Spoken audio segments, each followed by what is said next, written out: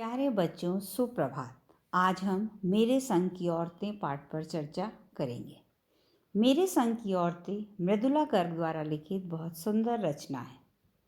यह रचना विभिन्न स्त्रियों के साहस, उनकी विचारधारा, उनके जीवन जीने के तरीके और उनके आत्मविश्वास का परिचय देती है। किसी एक स्त्री के जीवन को आधार मानकर यह रचना नहीं लिखी गई है। इस कहानी में बहुत सी स्त्रियां हैं जिन्होंने जीवन को अपनी शर्तों पर व्यतीत किया है और उसे आधार दिया है। इस रचना में 4 पीढ़ियों की स्त्रियों का उल्लेख मिलता है, परंतु अलग अलग परिवेश और स्वभाव की होने के बाद भी उनके जीवन में स्वयं के अस्तित्व को लेकर स्वतंत्रता का बहुत ही सुंदर वर्णन मिलता है। लेखिका इस कहानी में अपनी परदादी, नानी, माँ, बहनों और स्वयं का उल्लेख करती है। यह पूरा पाठ स्त्री जीवन पर आधारित रचना है। यह आत्मकथात्मक निबंध है। लेखिका मृदुला गर्ग ने अपने तथा अपने परिवार के लोगों के प्रेरक प्रसंगों का वर्णन किया है। लेखिका की नानी की मृत्यु लेखिका के जन्म से पहले ही हो गई थी। इस कारण वह उनकी कहानियां नहीं सुन सकी। शायद इसी कारण लेखिका लोगों के लिए कहानियां लिखती हैं। किंतु उनकी नानी की कहानी भी रहस्यमयी है। वह जीवन भर अनपढ़ और पर्दानशी रहीं। उनकी शादी विलायती रंग में रंगे व्यक्ति से हुई। जब उनके पति कैम्ब्रिज विश्वविद्यालय से बैरिस्ट्री पढ़कर आए और विलायती रहन सहन से रहने लगे, तब भी वे अपने ही ढंग से जीती थी।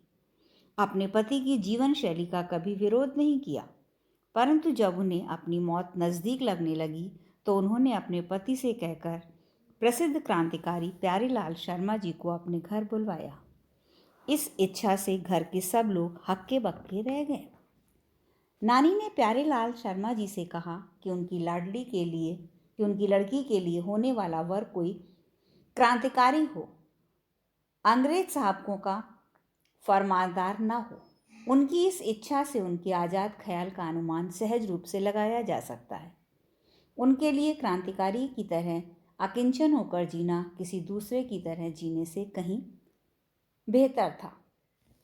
लेखिका की माँ की शादी एक पढ़े लिखे होनहार युवक से हो गई।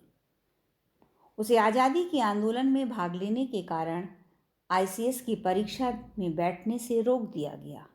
उनके पास पुश्तैनी धन भी नहीं था। इस प्रकार लेखिका को मजबूर होकर अपनी माँ तथा गांधी के ख्यालों को अपनाना पड़ा। वे शरीर से इतनी दुर्बल थीं कि उनके लिए खादी की साड़ी को संभालना दूभर होता था। उनकी सास उनकी दुर्बलता पर मजाक भी किया करती थी। लेखिका की माँ का अपनी ससुराल में पूरा रौब था। इसके 2 कारण थे। ससुराल वाले भी अन्य भारतीयों की तरह अंग्रेजों से प्रभावित थे। भले ही उनका लड़का खाली जेब क्रांति करता रहे, किंतु घर में दबदबा अंग्रेज भक्त ससुर का ही चलता था। ऐसी स्थिति में घर के सिरफिरे लड़के की क्रांतिकारी पत्नी का होना परिकथा सा रोमांच पैदा कर देता है। लेखिका की माँ की शख्सियत बहुत प्रभावी थी। वह सुंदर, नाजुक, ईमानदार, निष्पक्ष तथा गैर दुनियादार थी। इसलिए कोई उन्हें अपने घर के सामान्य काज करने को भी नहीं कहता था। उनकी तो बस सलाह भर ली जाती थी, जिसे पत्थर की लकीर की तरह निभाया जाता था। उनकी सास ही नहीं, जिठानियाँ और स्वयं पति भी उनके घर गृहस्थी का काम खुद संभाल लेते थे। लेखिका की माँ में आज़ादी का बहुत जुनून था, किंतु वह उसे अपने ही आज़ाद ख्यालों से निभाती थी। आम भारतीय माँ की तरह बिल्कुल नहीं थी। उन्होंने न तो कभी अपने बच्चों को लाड़ प्यार किया और न खाना पकाया और न घर बार संभाला।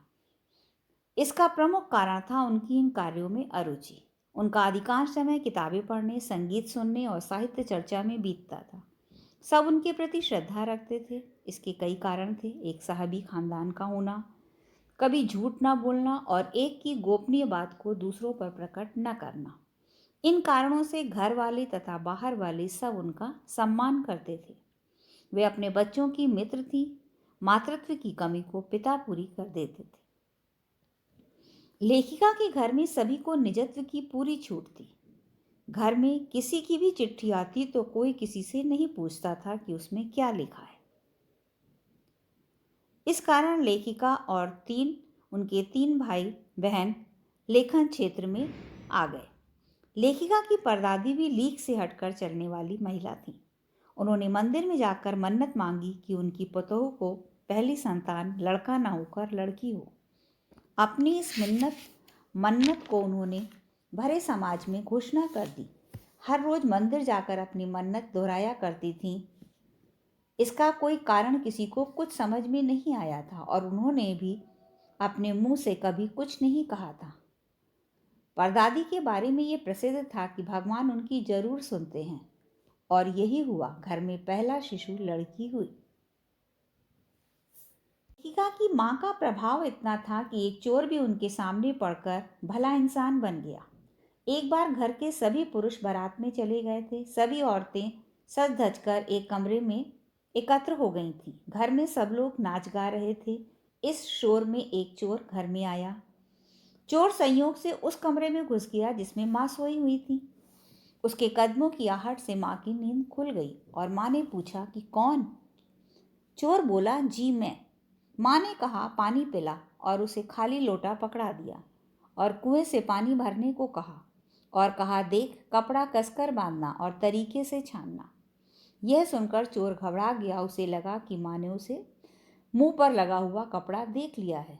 वह बोल पड़ा, पर मैं तो चोर हूं, क्या आप चोर के हाथ का पानी पिएंगे? इस पर माँ ने कहा कि तेरे और भगवान के सिवा कौन है जो पानी पिलाएगा?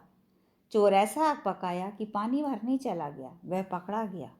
तब से उसने चोरी छोड़कर खेती का धंधा अपना लिया।